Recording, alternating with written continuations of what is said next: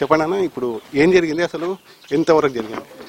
నేను రోజువారీ పనికి వెళ్ళిన తర్వాత రాత్రి 9 గంటల సమయంలో ఇంటికి వచ్చాను. ఇంటికి వచ్చిన అన్నం తిన్నాక చందనాలో వాటర్ ట్యాంకర్ పోయడానికి కాల్ వచ్చింది.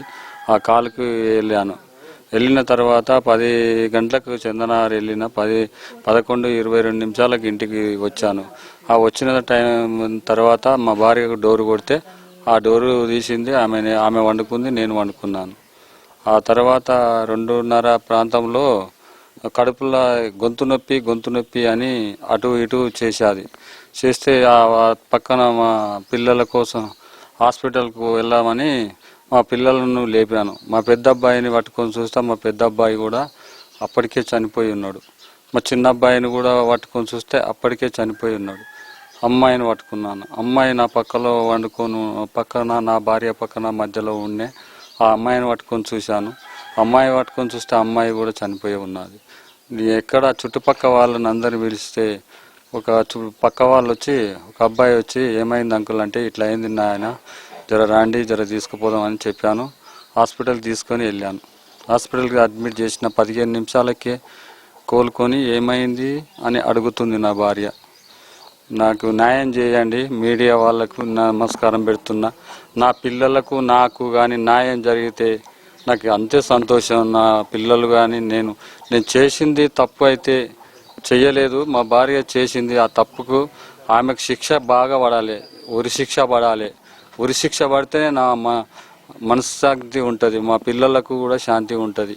అంటే ఇప్పుడు ఏదైతే సంఘటన జరగకంటే ముందు ఇలా మీ ఆవిడలో మన ప్రవర్తన కనిపించేదా? తప్పు చేసే ప్రవర్తన ఏమైనా కనిపించేదా? ఇప్పుడు ఏమైనా గమనించారా మీరు? మా ఆవిడ 2013లో పెళ్లి అయింది. 13 పెళ్లి అయిన తర్వాత మేము అంతా బాగానే ఉన్నాం. 13 సంవత్సరాల జీవితంలో ఆడు శివకుమార్ అని 10th క్లాసు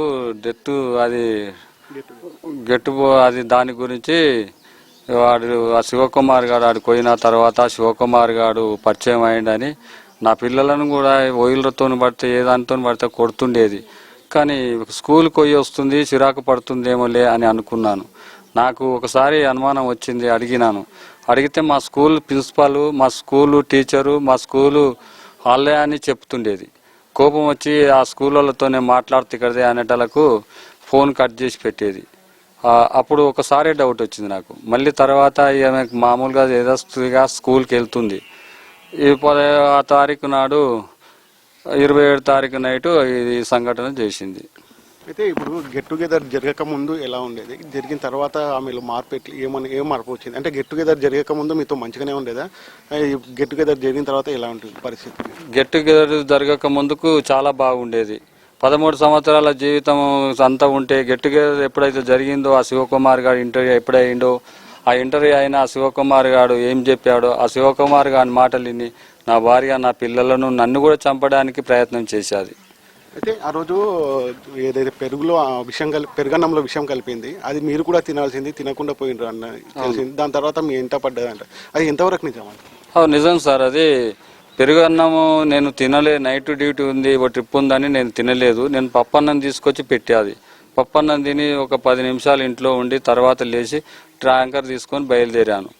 ఆ తర్వాత నా ఎంబడించిందంట, కానీ సీసీ కెమెరాలో సాక్ష్యాధారాలు తీసుకోవచ్చు. ఇప్పుడు మీరు ఏం న్యాయం కోరుకుంటున్నారు? అంటే మీ భార్యకు ఎలాంటి శిక్ష విధించాలనుకుంటున్నారు, ఏం చేయాలనుకుంటున్నారు? సార్, నా భార్య పోయిన దానికి బాధ లేదు, పోతే నా పిల్లలు నాకు ఇచ్చేసి ఉన్నుంటే నాకు బాధ లేకుండే. నా పిల్లలను చంపేసిన దాన్ని కూడా కఠినంగా శిక్షించాలి, ఉరి తీయాలి, బహిరంగ ఉరి తీయాలి, లేకపోతే ఎన్కౌంటర్ చేసేయాలి.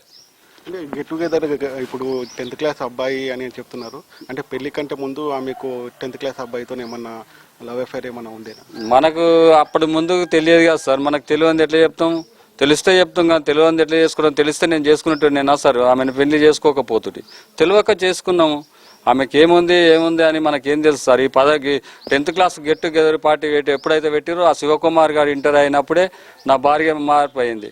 13 12 సంవత్సరాల జీవితం 13 సంవత్సరాలు చేసినప్పుడు ఈ లేనిది శివకుమార్ గారు 2 నెలలు 3 నెలల మధ్యలో శివకుమార్ గారు ఏం చెప్పిండో మాయ మాటలు, ఆ శివకుమార్ గారిని కూడా ఉరి తీయాలి బహిరంగంగా.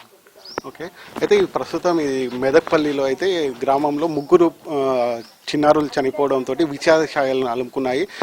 ఎవరిని కదిలిచినా కన్నీటి పర్యంతమవుతున్న పరిస్థితి ఉంది. అయితే ప్రస్తుతం మనతో చెన్నయ్య సోదరుడు ఉన్నారు, ఆయన అడిగి తెలుసుకుందాము. ఎలాంటి న్యాయం కోరుకుంటున్నారు, ఏం జరిగింది అన్నది తెలుసుకుందాం. చెప్పండి, ఏం కోరుకుంటున్నారు మీరు, ఏం జరిగింది? ఏం లేదన్న, మా అన్న హైదరాబాద్లో 34 ఏళ్ళ సంది ఉన్నాడు. మా అన్న కష్టం జీవి మొత్తం సంపాదించి మా వదినకు ఆస్తి ఎట్టేసిండు. ఆస్తిని శివకుమార్ గారు వీజ్ చేసిండు మా వదినను. ఈ చేసి చంపేశాను మా అన్నను, మా పిల్లలందరూ చంపేయడానికి చూసిండు. మాకు న్యాయం జరగాడే, కోర్టు పోయింది. మేము పెద్ద ఎత్తున ధర్నా చేద్దామని ప్రతి ఒక్క ఊరోళ్ళు మాకు ఫోన్ చేస్తున్నారు. అట్టోటోళ్ళు భూమి మీద ఉండొద్దు, అసలు సమాజంలో ఏమైపోతుంది, ఇట్టోటోళ్ళు జీతములా ఉండొద్దు, ఇద్దరు ఉండొద్దు, ఇద్దరిని బహిరంగంగా చంపేసాడే. ఇట్లా అట్టోటి ఆలోచన రావద్దు ప్రతి ఒక్క ఆడపిల్లకైనా మగ పిల్లకైనా. ఎన్ని కుటుంబాలు ఆగం చేస్తారు అని చెప్తారు సార్. మాకు మీరు ఇప్పుడు న్యాయస్థానం నుంచి ఏం కోరుకుంటున్నారు? మాకు ఉరిశిక్ష తీయడానికి ఎమర్జెన్సీ పడాడే, ఉరిశిక్ష తీయడానికి నేను కోరుకుంటున్నా. ఈ సంఘటన జరగక ముందు మీ వదిన మీతో ఎలా ఉండేది, ఇంటి వాళ్ళతో ఎలా ఉండేది? బాగుండే, మంచిగా ఉండేది. చాలా మంచి బాగుపడే, మంచిగా ఉండాడే. మీరు ఎలాంటి మంచిగా ఉండి సంసారం బాగుపడించుకోవాలి అని మంచి బాగానే చెప్పేస్తారు మాకు. అయితే ఈ సంఘటన జరిగిన తర్వాతనే ఇలా మారిందంట, ఈ గెట్ టుగెదర్ జరిగిన తర్వాత. మా వాళ్ళు హైదరాబాద్ ఉంటారు, మా అన్న ఇట్లా ఒక దగ్గర మేము ఊళ్ళో ఉంటాం, మా అన్న హైదరాబాద్ ఉంటాడు. ఇట్లా జరిగే కారణం మా అన్నకు 2 నెలలు 3 నెలల మధ్యనే ఇట్లా అవుతుందని మాకు ఫోన్ చేశాడు. ఫోన్ చేస్తే అన్న ఇంకా ఇట్లా అంటే కామన్ మేమన్నది, స్కూల్కు పోతుంటే నన్ను స్కూల్ టీచర్లతో మాట్లాడుతుంటే అనుమానిస్తావా అన్న ఇట్లా ఆలోచనలా చెప్పేసారు. చెప్పే వరకు మేము ఇంకా మా అన్న కొంచెం ఇట్లా అరే అవుతానికి అనుమానం పియొద్దని చెప్పి అది చేసింది సార్. అయితే ఇప్పుడు ప్రస్తుతం మనం మెదక్పల్లిలో ఉన్నాము. ఇక్కడ గ్రామంలో అయితే మొత్తము సైలెంట్ అయిపోయింది. అయితే నిశ్శబ్ద వాతావరణం ఏర్పడింది. ఈ పిల్లలు ఎవరైతే చనిపోయారో ఆ పిల్లలు ఎప్పుడు ఇక్కడ కలుపుకోలు ఆడుకునేవారని, ఏదైతే సెలవులలో వచ్చినప్పుడు కూడా అందరితో కలిసి ఉండేవాళ్ళు. అవి ప్రస్తుతం వాళ్ళందరూ కన్నీటి పర్యంతం అవుతున్నారు. గ్రామస్తులు కూడా మనతో ఉన్నారు, వాళ్ళతో కూడా అడిగి తెలుసుకుందాం. చెప్పండి అమ్మాయి, ఏమనుకుంటున్నారు ఇప్పుడు? తలకొండపల్లి మండలం రంగారెడ్డి జిల్లాలో ఇలాంటి ఘోరమైన కడుపు కోత కోసిందా? 3 పిల్లలు, ఒక్క పిల్ల చనిపోయకుండా అందరిని వేసింది. దాన్ని ఉరిశిక్ష ఇవ్వాలి. అల్లారు ముద్దుగా కడుపులా పిల్లలు లేక ఎంతో సంపదానం సంపాదించుకొని కష్టం చేసుకొని పిల్లలు ఎట్లయితారని చేస్తున్నాం. అది 3 పిల్లల విషం పోసి దానికి లవర్ కావాలన్నా, 3 పిల్లలు అయినాక దానికి లవర్ కావాలన్నా, భర్త లేడా? భర్త లేకుండా చేయవలసి వచ్చినుండే, ఇడిచిపెట్టి పోయినుండే. లేకపోతే నీకు నచ్చలేదని పోతుండే, లేకపోతే ఒక లెటర్ రాసి వాడబెట్టి నాకు నచ్చలేదని వెళ్ళిపోతుండే. ఇలా వేసేది ఘోరమైన పని రంగారెడ్డి జిల్లాలో. దాన్ని మాత్రం ఉరిశిక్ష తీయాలి. దాని ముఖంగా అనిపిస్తే ఐసీడ్ పోసి చంపాలి. దాన్ని ఉరిశిక్ష తీయాలి, కనపడొద్దు. పోలీసులు కూడా అటువంటి చర్య తీసుకొని దాన్ని ఐసీడ్ పోసి చంపాలి, బయటికి వెళ్ళనియొద్దు. దాని పిల్లలతో సహా చంపాలి. మాకు అంత ఘోరంగా వేసిపోయింది. ఇంకో ఆడపిల్ల వేయొద్దు ఇట్లా. ఎవడే కానీ భర్త ఉండంగా ఏడే మిత్రులతోని చేయకూడదు ఈ పని. ఇలాంటి పని చేయొద్దు. పిల్లలను వదిలిపెట్టుకోవాల్సింది కానీ ఇలాంటి పని ఎక్కడ చేయకూడదు.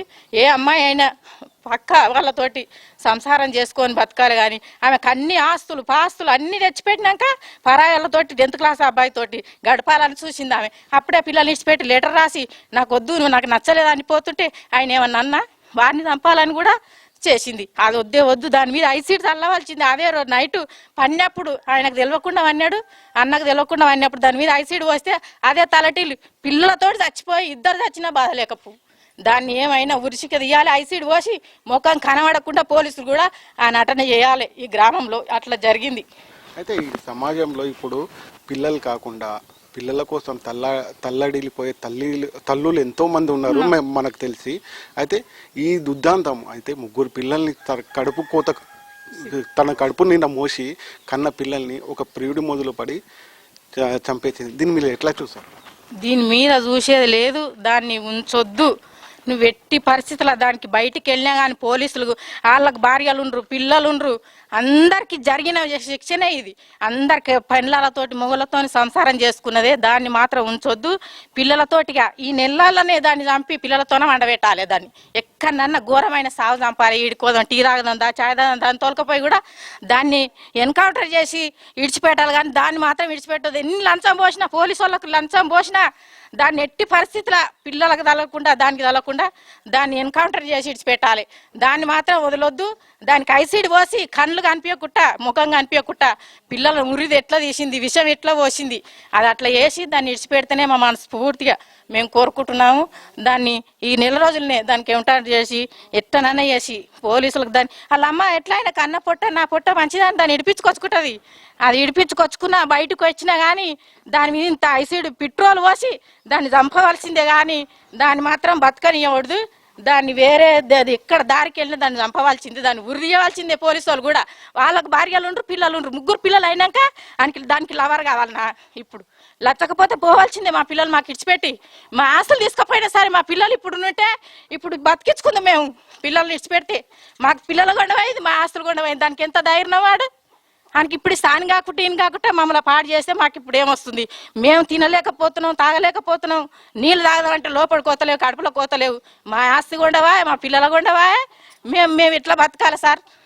ఆ పోలీసు వాళ్ళు కూడా దాన్ని బయటకు వెళ్ళనీయకుండా దాని మీద ఐసీడ్ పోసి చంపవలసిందే. ఈ 4 రోజులలో దాన్ని ఎన్కౌంటర్ చేయాలి, చంపవలసిందే మేము అది కోరుకుంటున్నాం సార్. అది ఆ పిల్లలు ఇట్లా చంపిందో అట్లే చంపాలి, ఆ పిల్లలు చంపినట్టే చంపాలి, ఉంచకూడదు. అది మంచిది కాదు, ఉంచకూడదు. అంటే జరిగిన దాన్ని మీరు ఎట్లా చూస్తున్నారు? అంటే ఇప్పుడు ఈ సమాజంలో మనం ఉంటున్నాము, ఈ సమాజంలో ఎట్లా చూస్తున్నా అంటే మాకు తెలియకుండా చేసింది సార్. అది ఎట్లా చేసిందో ఏమో మరి, దానికి ఎట్లా చేతులు మీరేమనుకుంటున్నారు? ఈ జరిగిన దాని గురించి మీరేమనుకుంటున్నారు? ఇట్లా ఏ తప్పు జరిగింది, దీనికి మీరు ఆమెకి ఏం శిక్ష వేయాలి? తప్పు జరిగింది కానీ మరి మా పిల్లలు విడిచిపెట్టి మేము ఊకుందాం. అయితే మా పిల్లలు చచ్చిపోయారు, మేము ఎట్లా ఊకనాలి? ఈ 3 పిల్లలు పెద్దగా అయ్యారు, చిన్నగా లేకున్నారు. సరిగిత అయిన పిల్లలు, గంత పిల్లలు ఎట్లా చంప బుద్ధి అయింది దానికి? ఎట్లా చేతులు వచ్చినాయి? ఆయన బతుకు ఎట్లా చేసింది? ఆయన నాగని చేసిపాయే. ఇప్పుడు ఏం కోరుకుంటున్నారు? ఆమెను చంపాలి సార్, ఉంచకూడదు. ఆమెను మొత్తమే చంపాలి, ఉండకూడదు. ఆ పిల్లల సరిగిత ఆయన పెట్టాలి.